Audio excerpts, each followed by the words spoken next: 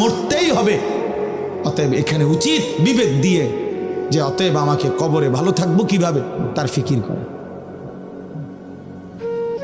কারণ কোন যুক্তি দিয়ে, পৃথিবীর সর্বশেষ যুক্তি প্রযুক্তি দিয়েও তো আমি কবর থেকে বাঁচতে পারবো না।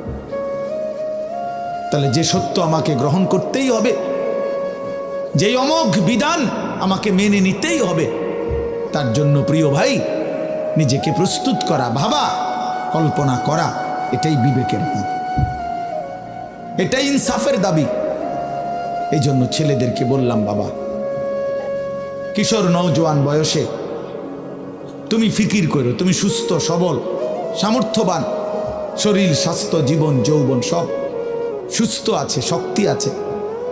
এই সময়ে যদি কোনো ভাবনা না আসে তো বুড়াকালে কেমনে ভাববা? বয়সকালে তো ভাবনার সময় না। কোরআন শরীফে